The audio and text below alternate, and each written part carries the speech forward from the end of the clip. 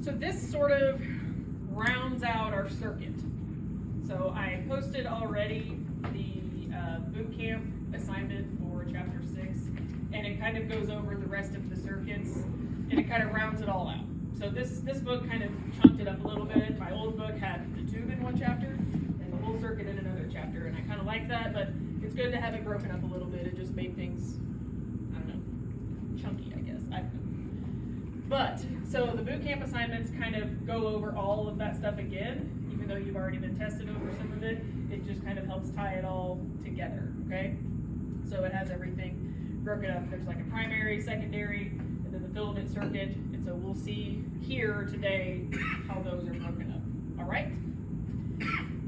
So the first part is just talking about the different types of equipment. Hopefully you guys have seen all of these or some of these. Some of them are a little more rare than others.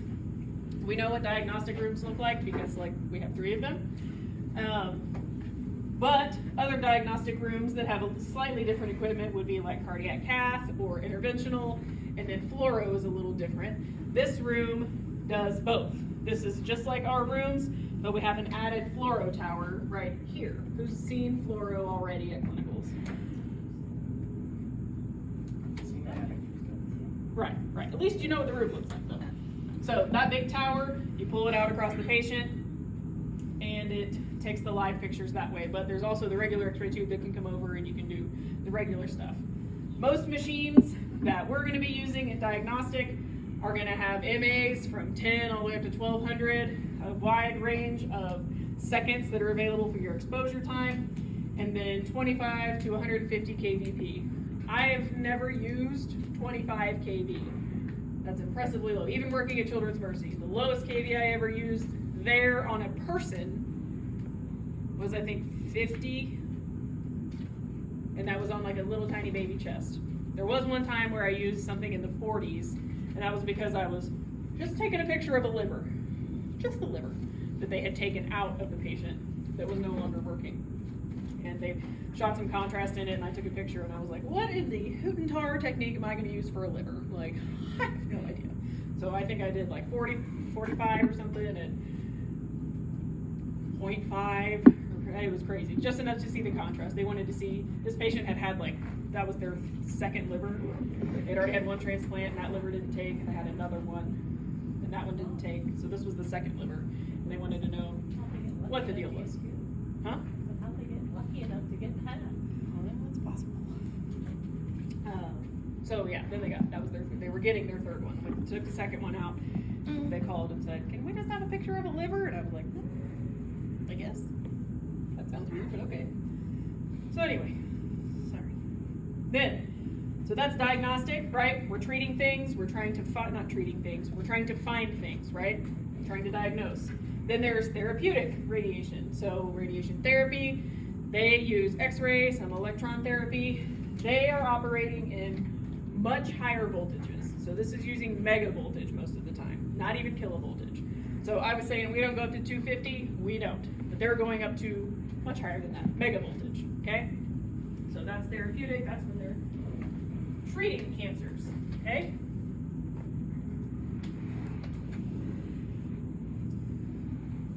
We have tables, yes.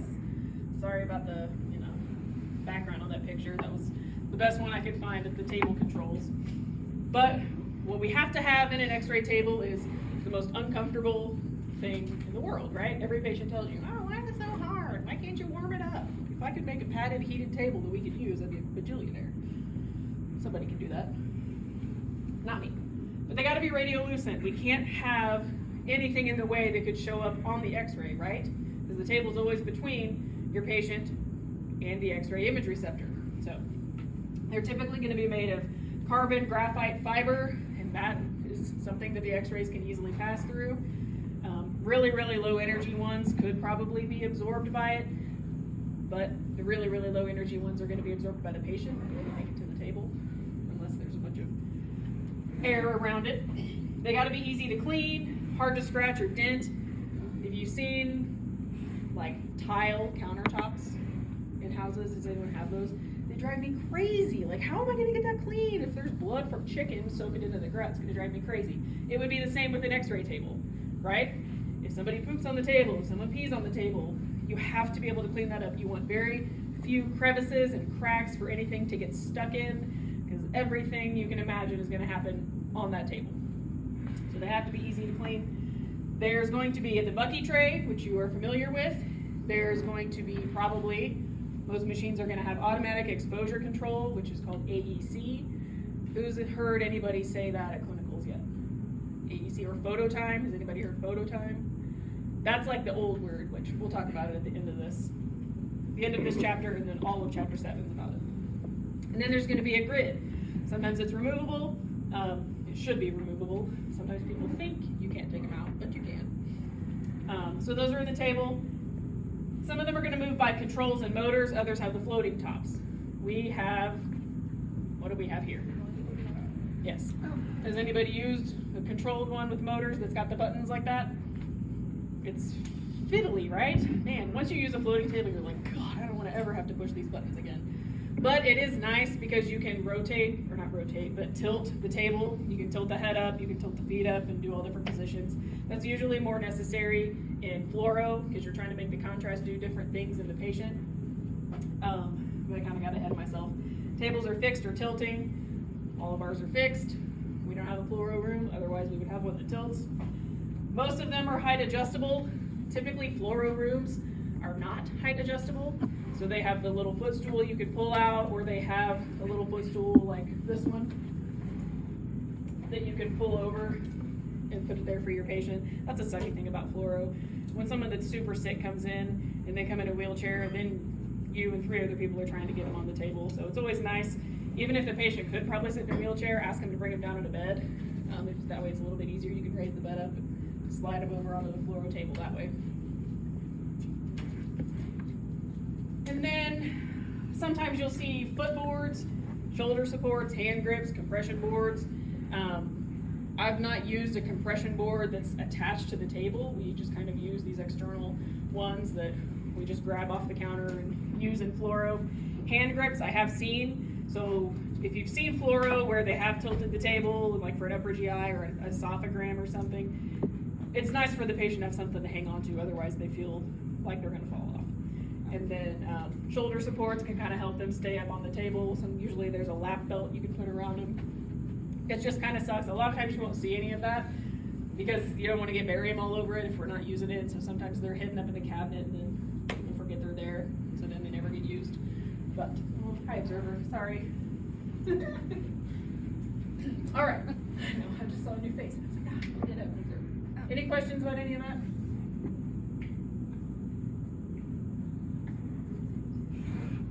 Okay. There are a variety of ways the room can be set up. So there is overhead suspension systems. That is what we have. So you see 2 sets of parallel rails. So you can move it longitudinally, and you can move it transverse across the patient. You can go anywhere, right?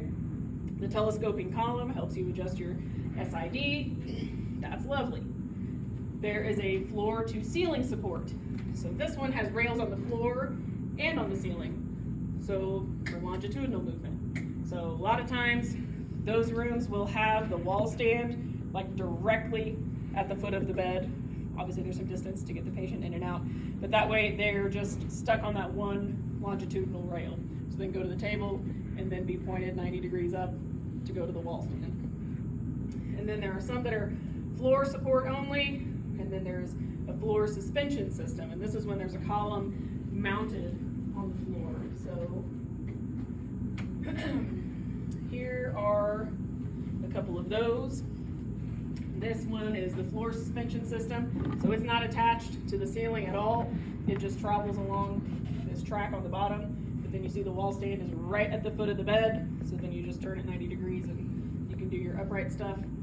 This one, floor to ceiling. If there was a ceiling, that would be on there. And then that's just a different one. And I have seen rooms where there's no table. We used to have a site where their machine kind of looked like a U, where the tube and the image receptor were kind of just right across from each other, and we had to move everything around that way. And they had a cart if the patient needed to lay down. It was bizarre. They have since gotten a new room, so it's not like that. All right. Now, we can also have a C-arm support. So this is what you usually see in IR. These are suspended from the ceiling, but there's usually some more support that's around to provide for flexible positioning. So you want to be able to have everything movable as one. So if it's a C, that means we're moving it this way.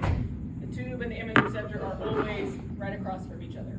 But we can manipulate it around our patient however we need. Because in IR and cath lab, patients are laying down the whole time. We can't really move the patient, right? So we have to move the equipment. Then there are mobile systems. There are C-arms that we use in surgery. There are U-arm units that hold them in a fixed position opposite from each other. When the locks are disengaged, we can rotate them all around. So that's what these look like. This is the C-arm version, and that's kind of a little bit bigger. It's more of a U because you've got a little bit more to it. This one has 2 image receptors, so you can get your AP and lateral at the same time. That's really nice whenever you're doing vascular work in IR or cath lab, because then you don't have to give them more contrast to get the second view, and it also is saving a little bit of radiation. You can use much lower doses that way. This one, those are also called biplane, which I'm not going to quiz you on that, but that's what they're called. And then this is the one that's just the C. This looks a lot like the mobile units that you'll use in surgery, but this one is in the room and it's suspended from the ceiling like that. Yeah. So, is that other one the C-arm? Is that what it's called? Well, they're not called a C-arm. That's just kind of the shape of them. So what would I put for that one that has the multiple image receptors? Technically, yeah, that would be a U-arm. It goes all the way across, but I'm not going to be asking you that. That's just a description of what those rooms are. This is not the most important part of the stuff. That is your mobile stuff. Who's been to surgery already?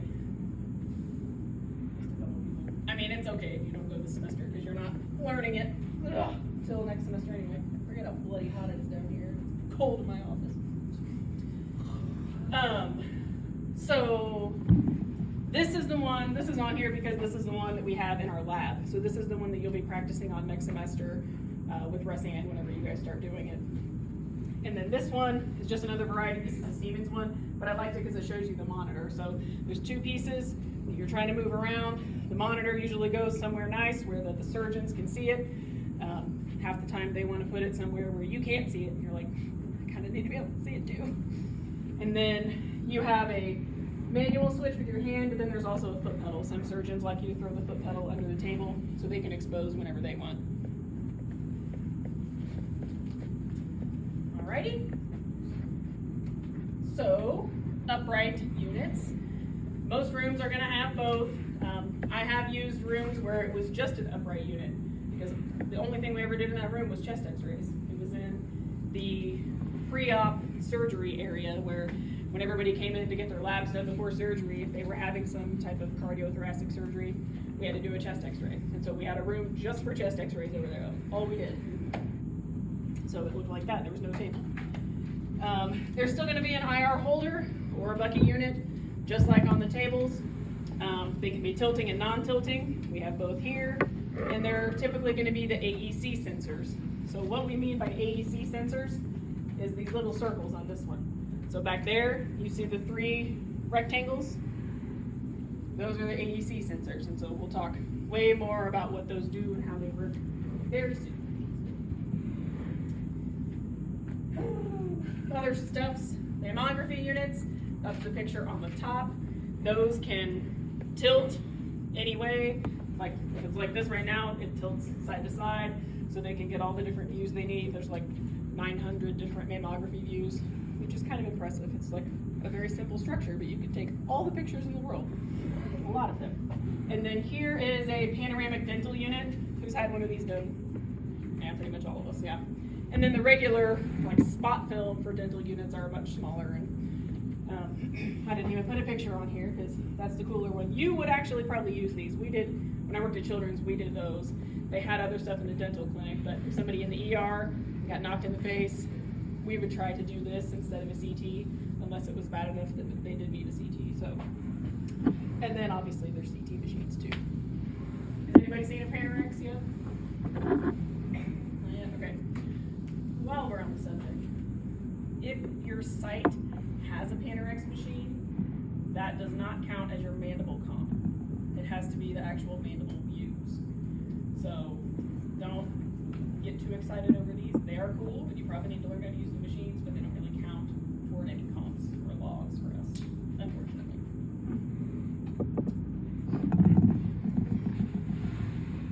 Okay. The fun stuff's done. Now, we're going to talk about all the generators. So we have talked about single phase, we got a little bit into the 3-phase stuff, so we've mentioned it. Now we're going to tie it all in together how it works with the whole machine. Okay? So as a little bit of a background, electricity in the US is supplied at 60 hertz. 60 hertz. It's alternating current, and this is a bothersome term, with nominal root mean square voltage. You're like, what is that? So, we don't really say average voltage, but that's what you can just call it in your head, okay? Because the electricity that's supplied is always changing. We want it to be 60 hertz, and we usually want it to be 220 volts, or 110 if it's a regular wall outlet for our hair dryer or toaster or something. But bigger equipment like dryers and ranges are going to use the bigger 220s, right? So we want it to be 220. It's labeled 220, but the voltage that's coming in fluctuates a little bit, which is fine for our ovens and our dryers. We don't care. But when we're doing X-ray production, we want to know exactly what the voltage is whenever we're going to do it. Because if it's fluctuating, if I think I'm setting a 75 kV technique, but I expose at a time when the voltage is dipping low, maybe I'm only going to get 65 kV. Or maybe I'm going to expose when it's on an upper swing. Maybe my 75 turns into 85. We definitely don't want that. That would really screw up all of our images, okay? We have to know, and it has to be consistent, okay? So we can't really say average. So this is the term that's used. Root mean square, RMS voltage. So in your head, when you see RMS, just think of it as the average. It's just the other name for it, and I apologize. I don't decide these things. But you see it's given in a range. So we want around 220, but here it's going to fluctuate somewhere between 200 and 240. Nominal, they use that because the voltage varies with resistances used in the circuit. So just because our dryer is plugged in doesn't mean we're going to be using it to its full potential, right? Whenever we turn it on and it starts drying our clothes, that is adding resistance to the circuit, right? Because it's being used. Does that make sense?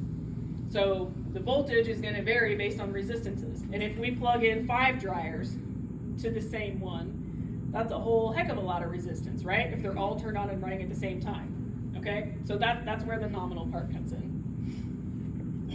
And then I already talked about that. The United States, much like how we don't use the metric system, we are special. We use more hertz than everyone else. So that's why you can't take your own hair dryer to Europe, because they're using 50 hertz, and that's why. So, not that I'm going to quiz you on that, that's just sort of an FYI, okay? But you do need to know that we use 60 hertz, for sure. All right, any questions about that? Because I want to make sure we're all cool on that before I... The United States uses 60. The rest of the world uses 50.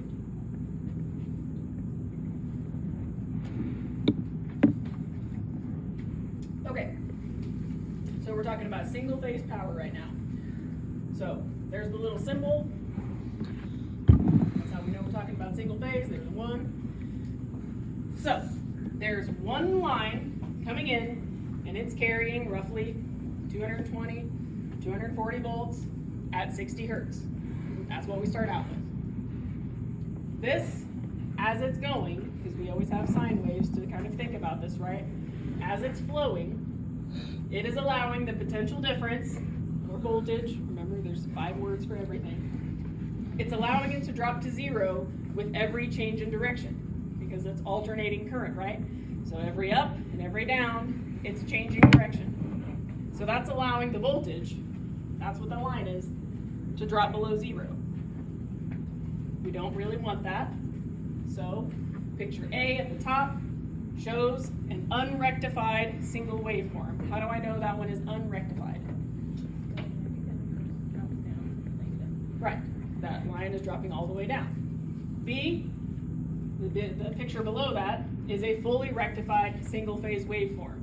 We've taken the negative one and we've just turned it upside down. That's all we've done. So is my voltage still dropping below 0? No, but it is dropping to 0, right? Which still kind of sucks for X-ray production. So we have X-ray photons that are being produced at these low voltage periods. Well, that means those X-rays will be low energy. That sucks. That makes our beam pretty inefficient. The low energy ones, once they are created, they may not even make it out of the tube because they have such low energy. They may be absorbed by the oil or the window of the tube, right? And then, if they actually make it out of the tube, they're probably not going to have enough energy to become image forming. They're going to get absorbed by the patient. So then we have unnecessarily increased the dose to our patient, right? Like at an airport. Kind of, yeah. Does the benefit outweigh the risk? That's kind of, I know. Wah wah. Okay, so we're cool with single phase. As cool as we're gonna be. Is this seeming a little bit familiar since we've kind of already talked about it? Yeah. Okay. So now we can have multi-phase power.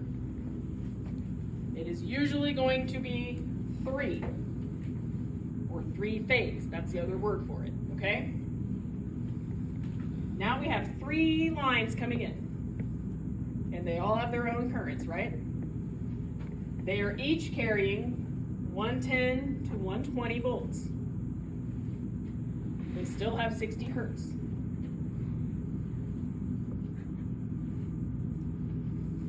So, all the different colors, they're showing you the 3 different lines, right? We're still dropping below 0, so we would rectify this. So when we rectify it and we take the bottom one and we flip it up here, then wow, it's pretty, but also we are staying very far away from 0. The voltage is staying high. Do you think we want that? Yes. Absolutely. All right. So the voltage is not allowed to drop to 0 now because we have these 3 overlapping waveforms. Instead of having 1 incoming line of electricity, now we have 3. And they're all on top of each other, which is fabulous. Okay? When we add in rectification, like on the bottom picture, now it has further decreased. So even without rectifying it, we're better off than we were with single phase, right? Because if you look, that's as low as it goes, where those 2 intersect. Okay? So even that was better. When we rectify it, oh man, it's fabulous. Okay? So we're going to see this voltage ripple term several times today. That's just the fancy word for how much it's dropping from the peak. How much is that voltage going down? And we kind of expand on that as we keep going. We start applying percentages to all the different generators. All right, any questions about that one?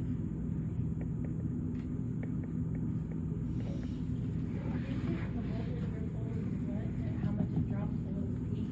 Yes.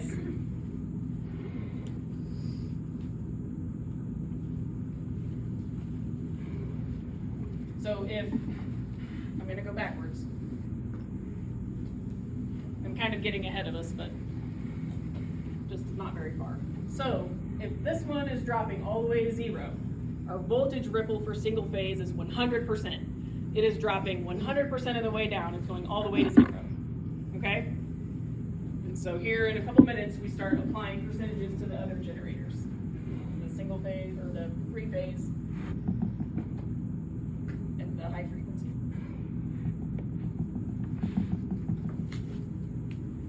Okay, so we're talking a little bit about circuits, and then we're gonna get back to the generators in just a minute when we finish this part. So, for a very basic X-ray circuit, we can kind of chunk it up into two things. We have a main circuit, and then we have a filament circuit.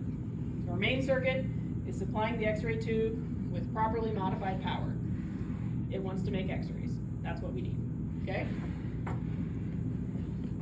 The filament circuit, hence the name, is supplying the filament of the tube with properly modified power. The purpose is to create appropriate thermionic emission, okay? So, the main one, we're trying to get all this figured out. We're getting the voltage figured out that we need to send the X-rays across, right? Or to send the electrons across. The filament circuit, now we're talking thermionic emission. We're loading up the filament with a high amperage so that we have a lot of electrons available to us, right? And then the main circuit is thinking KVP. I need the KVP to then push those electrons across the tube to the anode.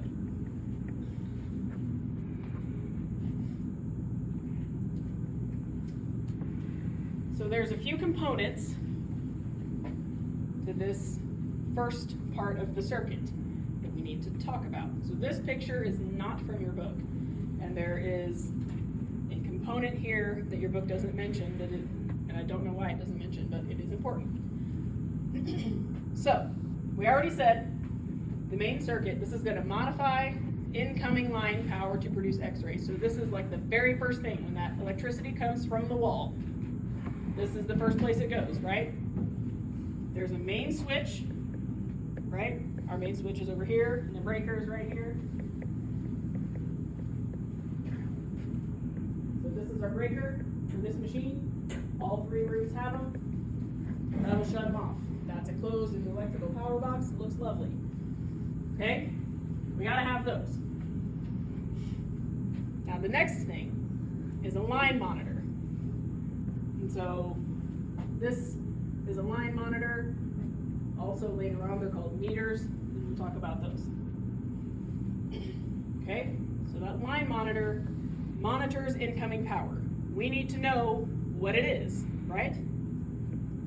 Because we can't be having X-rays being produced when we don't know exactly what the voltage is, when we don't know if we're starting out at the correct 220, right? So the monitor has to figure that out. Now, the next thing is this line compensator. It's gonna get the message from the monitor, and it's like, okay, well now we gotta measure the voltage, and we're gonna adjust it so that it is exactly 220 volts. Before it goes anywhere, before it's going to the auto transformer, right? Because if it gets to the auto transformer and it's inaccurate, then our whole X-ray production is not going to be what we want it to be. So the electricity comes into the machine, goes through the switch, hopefully it doesn't trip a breaker, it hits the line monitor, that's going to monitor and evaluate the power, then the line compensator comes in and adjusts it to exactly 220 volts. Okay?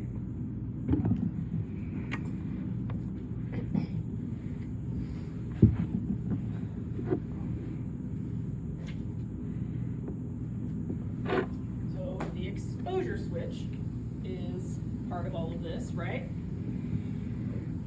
That's what's permitting the current to flow through the circuit. That's what kicks off the whole shebang, right? It initiates anode rotation, and it starts the current flowing to the filament to warm it up, right? So whenever you push it halfway down, that's why you immediately hear the rotor start spinning. And then you just know in your head, oh, the filament's heating up, okay? So those two things are happening. Now the corny stuff. Must be held until an audible and or visual indicator have ended. So a lot of times there's a light that comes on, sometimes you hear the beep. Has anyone heard a really long exposure and you were like, oh, yeah, what were you guys doing? Well, we had a was it like the lateral or Yeah. the spot, and you were like, oh. And I was like, oh, they're like, no, he's supposed to do that. I was like, oh, it sounds like okay. So, don't tell Sarah. Well, and it just depends what mass it is. So, like my lateral L It's a spine, big lady. right? I mean, Yeah. it ain't gonna be Like- like beep. It'll be a little longer. Yeah. But there's also times where you intentionally set a really long exposure time, but you have a really low MA station selected. So when you multiply those to get your total mass, it's gonna be a long exposure, but it's not an incredibly high amount of radiation. So you'll learn about that when you do the spine. Sometimes we intentionally have a really low mass and a really high, really long exposure time, and it evens out. Because you can have 60 mass in like 10 different ways by using different MA stations and different exposure times. So we talk about that a little later on. The exposure switch should not be released too soon, because then you cut off X-ray production too soon. You are stopping it before you've reached the amount of mass you're trying to get. So if it's a 50 mass exam, but you release it too soon because you're like, oh, I don't know why, or the patient moved or something, they're not going to be getting that full dose, right? So sometimes you need to stop it too soon because the patient moved, and other times it's just, I don't know, your finger twitches and you let go or something. Usually you're going to have to repeat it though. It has to be attached to the control panel in a way that you cannot be exposed. So I've seen cords really stretched out because people were trying to get around the corner and do whatever they needed to do, but it's intentionally short that way. Mobile units are required to have a minimum 6-foot cord. That's allowing you to be far enough away during the exposure. Typically 6 feet's far enough. You should still be wearing lead. They must be dead man type, meaning the exposure cannot occur without pressing the switch, and if you release it, it stops it. Which, I mean, obviously you want sometimes, if the patient moves, you want it to stop as soon as you let go, okay? But it's your responsibility to do that, and then keep it pressed whenever it needs to be pressed.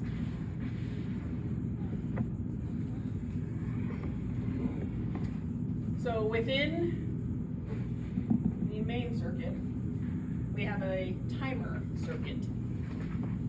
This, 9 times out of 10, is an electric timer, and it is allowing accurate exposures as low as 0.001 seconds. That's pretty fast. That's nice for pediatric patients.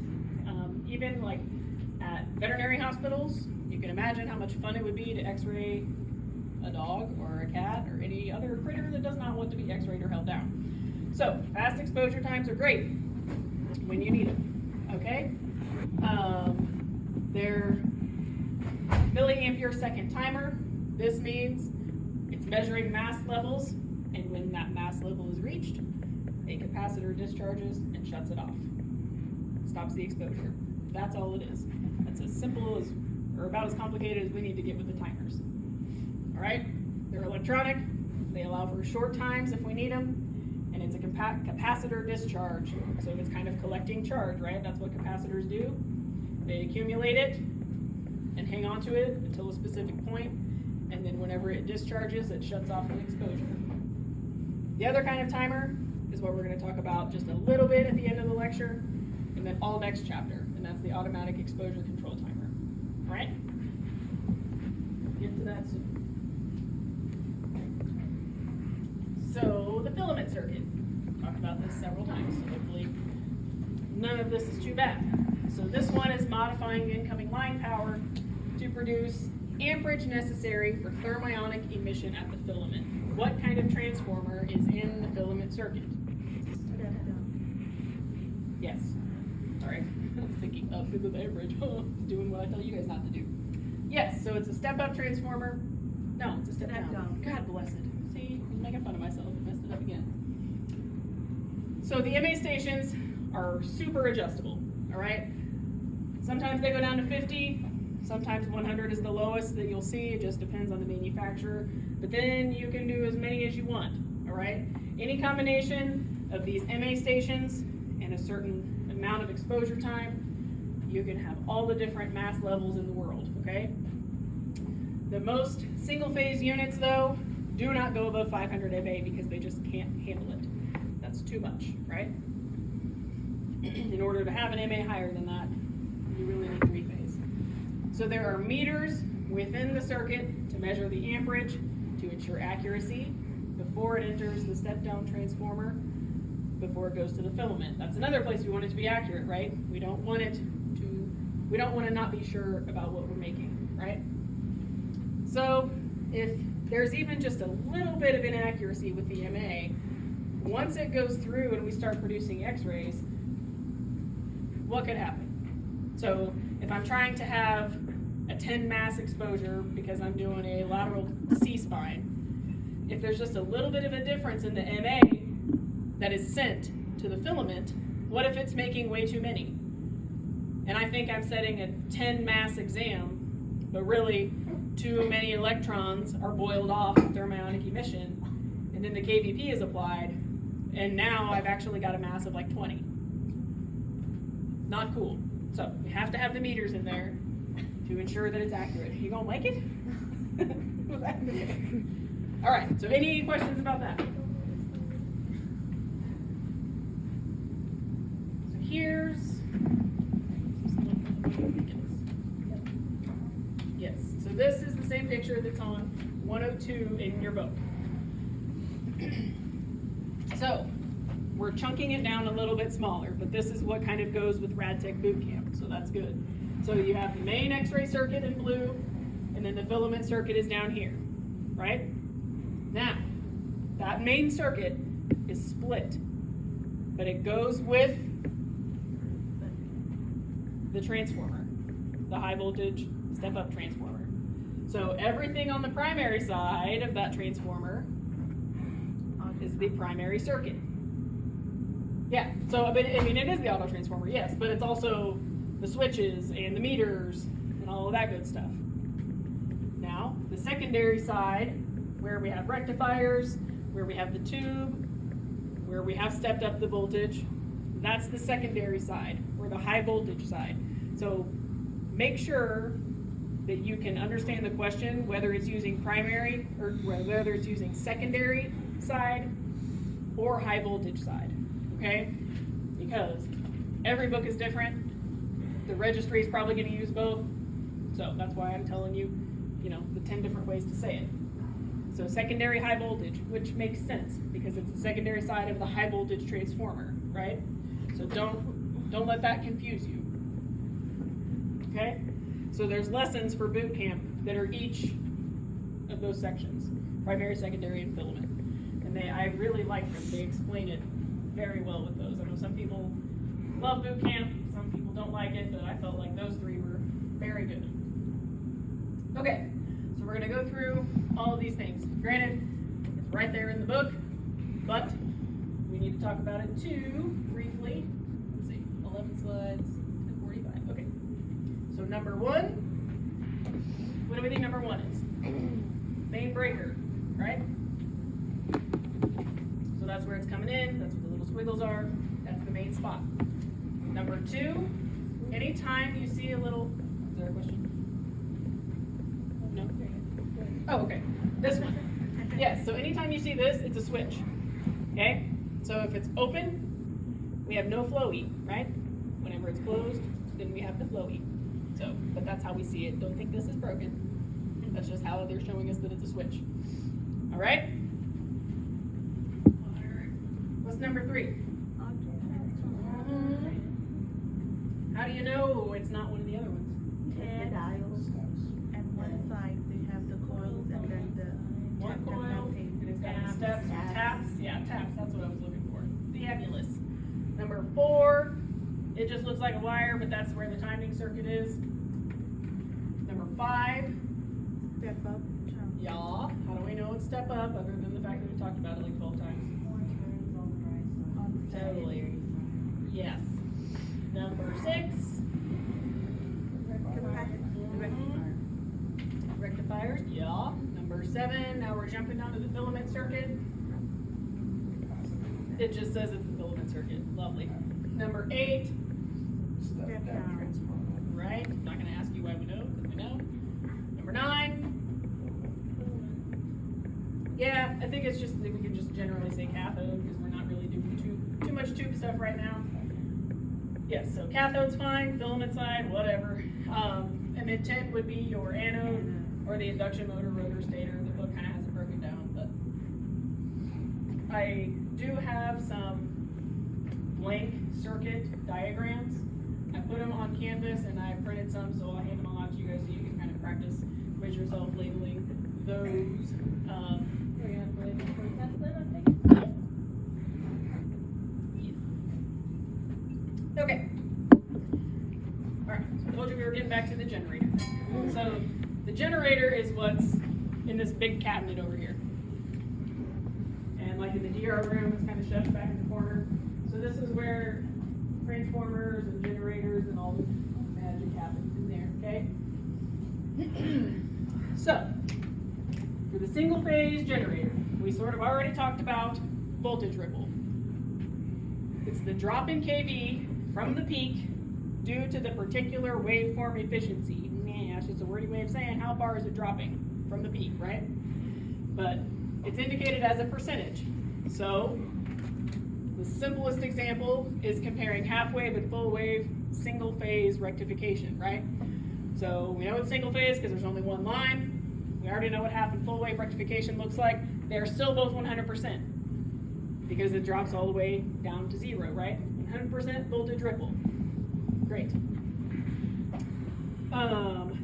In order for full wave rectification, we have to have 4 rectifier diodes. And so I had said earlier we would talk a little bit more about that, and we're to that point. So single phase, in order for it to be rectified, we have to have 4. So in that circuit diagram, there was 4 little rectifiers, right? Okay, so that's another way you can remember which is which. I'm not going to talk too much about that other picture just yet. We'll get there.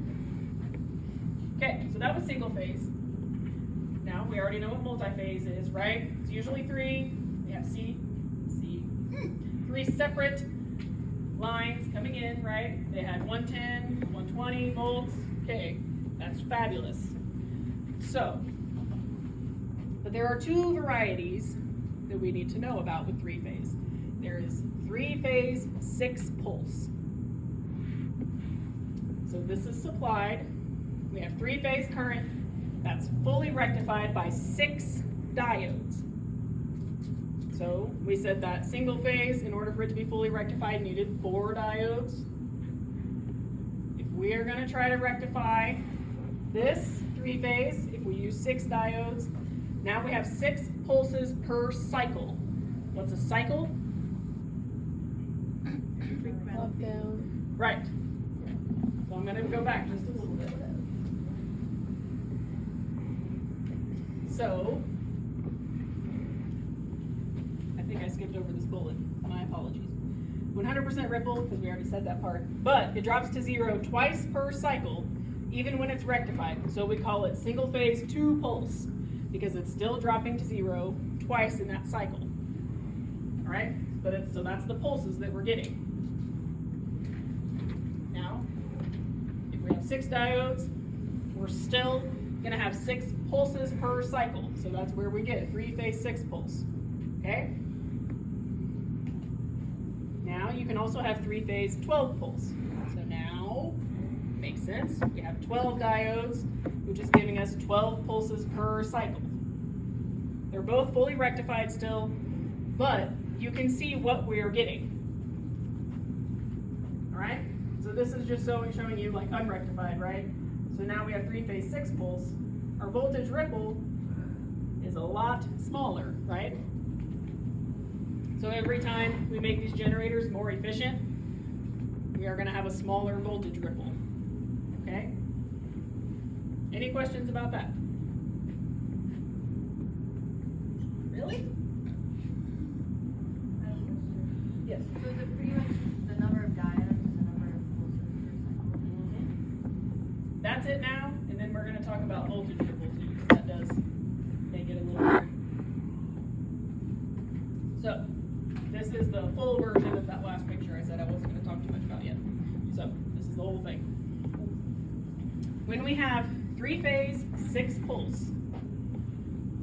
So that's what these are. So this is single phase, 2-pulse, right? 3-phase, 6-pulse, 3-phase, 12-pulse. And then we're gonna talk about high frequency here in a minute. So those are the 4 main generators that we could have. Just wanna make sure you can read that. So, voltage ripple for 3-phase, 6-pulse ranges between 13 and 25%, meaning it's never gonna fall below 75 to 85% of the peak voltage. You don't need to memorize this.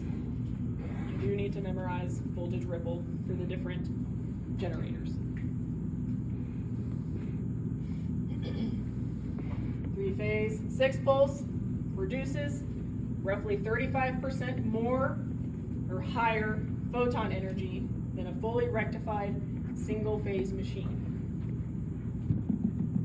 So just from that, what do you think if you worked in, I don't know, Podunk, Utah, some little clinic somewhere that has a very old single-phase machine, and they're like, you know what, we're upgrading, we're gonna have CR, it's gonna be a 3-phase machine.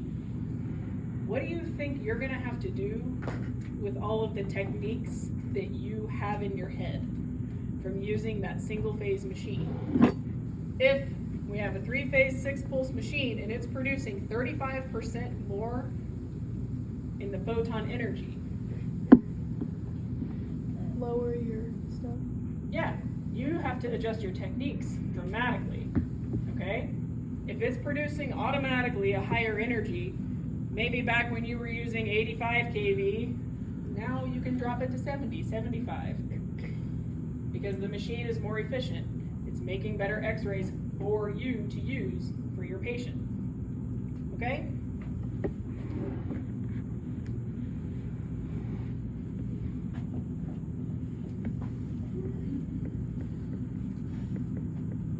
All right, so, high frequency. So this is very different than the other ones. So the other ones, we're using regular old power coming in from the power company, right? 60 hertz, because that's what we use here. So with high frequency, what happens is we are using AC and DC power converters. Now all you need to know is that much. We don't need to know how all that works. But it's altering the frequency of the power that's coming in. So it is no longer going to be 60 hertz. So we're gonna have way more cycles per second, right? Because that's what a hertz is. So if we are gonna have way more cycles per second, we're gonna just whammy these X-ray productions all over the place. So we're going from 60 hertz to thousands of hertz. Thousands of hertz. So now our pulses are very close together. Even closer than it was with 3-phase 6-pulse, 3-phase 12-pulse. All right? Now we are getting a 3 to 4% voltage ripple, which is very efficient. That is great. We don't want the voltage to fluctuate that much because that changes the energy of the X-rays that are produced. So if we can keep it that consistent, that's much better for us. Now, we're lucky because this is 2023. This is the generator that's used most of the time. We don't really get into the 3-phase stuff anymore. All right? So, 105, it's showing you in the picture on the bottom of 105 the main difference. So you can see the length of the cycles is what I like about this picture. So you can see the differences in frequency for the single phase, 3-phase, and the high frequency. So A is showing you the single phase, right, unrectified. That's great. That takes 8.3 milliseconds. And then as you go down the line, it just keeps getting shorter and shorter. When you get to D, the high frequency one, that one cycle is very, very, very short. So that's good. That means we have more pulses closer together, X-ray production's more efficient, and we have less voltage ripple. Did you guys have like a test today or something in Roseanne's class? No. Okay. Yeah, it's like you guys are just so sad looking. Like, I feel like I don't know. Okay. Any questions about any of that? Because now we're gonna get into a little bit of the power stuff. Because we have generator power ratings, and we've kind of dabbled in this already, but now we break it down between the three varieties of generators. So single phase, actually let's start with three phase, because that's the one that looks familiar, right? Power is measured in watts, we take volts times amps. Pretty easy peasy. Then we also kind of dabbled with the high frequency one, where we had to take it times 1.4. Okay, great.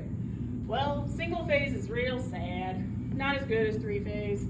So now, that one needs to be multiplied by 0.7, because it's that much lower, it's less efficient, okay? So that's the only difference.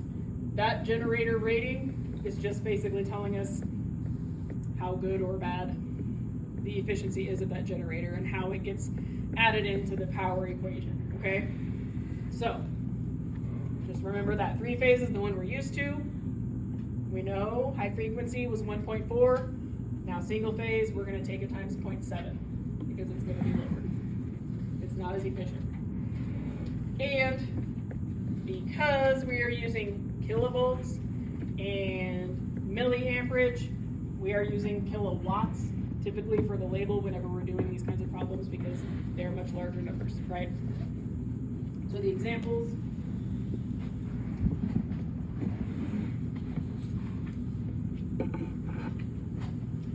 So,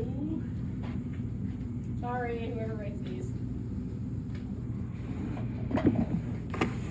So we'll do the one in the book and then I can make up something. So the one I'm on 103 at the bottom of the yellow box. What's the power rating for a three-phase generator capable of delivering 150 kVp at 1000 mA? So which one of these am I going to use? Yes. So that one's pretty easy peasy. That's all you do. You've got 150 kV times 1000 mA. Right? Now I'm probably not going to be all that picky about watts and kilowatts. You'll just have to see what the answers are labeled as since it's multiple choice. Okay? So that one's fine. We don't need to do that one together. So this other one at the bottom of 104. The power rating for a single phase generator capable of delivering 120 kVp at 300 mA. So I'm going to use single phase one, right? So it's at 120, 300 times 0.7, right? So it's single phase. And then yada yada. They multiply it out, they end up with 25,200 watts. If you take that off and you're going to put the answer in kilowatts, you get 25.2. If you want me to make another one up and do it as an example, these are pretty cut and dry. Okay. Okay, so if I have a high frequency, so that one doesn't have the schnazzy symbol, right? It's just going to be HF, or it'll actually say high frequency. So I have a high frequency generator that I want to know the power rating if I'm going to have 80 kV and I'm going to use 200 mA. So what's my equation going to be? 80 multiplied by 200 times 1.4.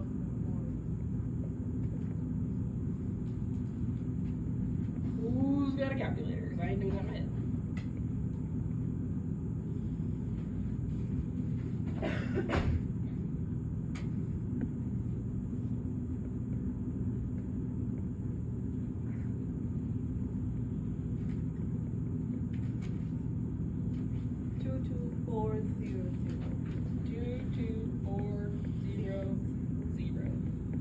Alright. So what would my answer be if I'm gonna, so that's watts, right? If I want kilowatts, I'm gonna go over 3. So I would have 22.4. Can't see my point. Okay? Good? Swell. I won't lie. I did not have the day off yesterday, but I did have to sit and listen to people talk all day. So I feel good. They had this crazy lady come and talk to us about how energy and stretching certain muscles or diabetes. So then I do. All right. How much time we got? 15 minutes. Okay. Okay. So that was power. That is exactly how I would ask you the questions. Those are the three equations. It doesn't really get any more weird than that. So there are other sides of these generators because we have mobile units, we have other things, right? You can't have a giant generator box like that on a mobile machine, right? Who's done a portable already? Right, don't want to have to push that around. So we have capacitor discharge units that are good for this. So we remember that a capacitor is a device capable of accumulating and storing an electrical charge. Right. We also know that we need a high voltage or a high kVp to even make the x-rays, right? Okay, we have to have those things. So we have this separate little circuit in these units. It's called a rectification circuit. It's charging a capacitor instead of the x-ray tube. So when we start that process, instead of it firing up the filament and getting it going right off the bat, it's going to charge a capacitor. So when the exposure switch is pressed, the charge is then released to the x-ray tube, and then we make our x-rays that way, okay? So it's kind of building it up because we can't have the large generators right there. So the capacitor hangs on to it until we're ready to use it, and then whenever we expose, that's when everything happens, okay? So it's just allowing it to be used whenever we need it instead of all the time. And it's allowing us to use batteries instead. So there is a bit of a disadvantage to using these. They may continue to discharge after the exposure, which would lead to leakage radiation. Okay? That's really the only disadvantage to those. So we talk about what we can do instead. These are commonly used in mobile machines. Now the leakage thing is not like a huge deal. Don't be afraid to do a mobile exam now because you're like, well, if it's gonna be leaking all over me, my badge is gonna be high, Sarah's gonna have my hide. No, speaking of hide, there's my badge, okay. I said badge, so then I wondered where mine was. So, the RMS voltage, what do you think of when you see RMS voltage? Okay, thank you. Is much lower than the peak, resulting in a lower X-ray output. If we can have this peak voltage, normally in regular X-ray production, we want that to be high all the time, right? We want our average to be as close to that peak as we can so that our X-ray production is consistent and efficient. But if it's much lower than the peak, then it's going to be not as efficient, okay? So that was like a whole lot of complicated stuff, but that's really all I'm going to be asking you about these capacitor discharge mobile units, okay? So know the disadvantage, know that there's a rectification circuit that's charging the capacitor, and when you press the switch, that's when it's released to actually make the exposure. Now on the other side of that, we have just regular old battery operated mobile units. These supply non-pulsating DC to a rotary converter. That's all you need to know about that. Just know that it's a rotary converter. And it just magically creates a current similar to 3-phase 12 poles. So that's efficient. We have low voltage ripple. That's good. This is better than the capacitor discharge units, okay? They are providing more consistent average voltages, and then there's no risk of the leakage happening. Okay? I tried keeping that fairly simple with what you need to know about those.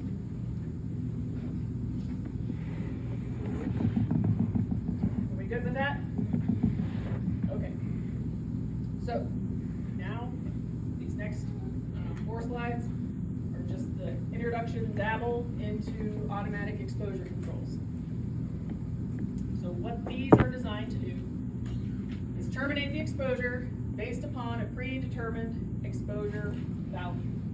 Actually, let's not do this. Yeah. We're gonna get a test back. We're gonna finish this on Tuesday, whenever we're actually going to file the ballots. Fair? Okay. I know, I can tell everyone's zoning out on me. But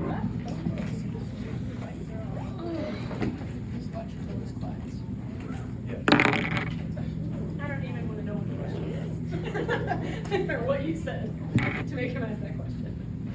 Okay, so you may have noticed that the, what do they call it, the grade curve or whatever you can see on canvas is gone. Well, I'm here to tell you the average. I will always tell you the average score. It ain't none of your business what the high and low is for anybody. And for anybody to be talking smack, whether they know that person's in the room or not, about who got the highest or who got the lowest score, is 100% unfair and just really plain shitty. So, we're done with that. So I'll tell you, the average was an 88%. I was pretty damn happy with that. Just be cursing, look at me. So, I was pretty happy with 88%, honestly. And I was also happy with the last score, even though there's always a couple people that aren't a fan. That's understandable. Oh, I do have the papers up here. So, remember, you're writing down the question. You can write down the whole question, or you can write it down on a different piece of paper. Just write down the questions that you missed. Write down what you need to know for the answers. And then, these are due next week. I think I put it like Wednesday night or something. So you had a whole week to do it if you wanted. But there's a big stack of the papers up there.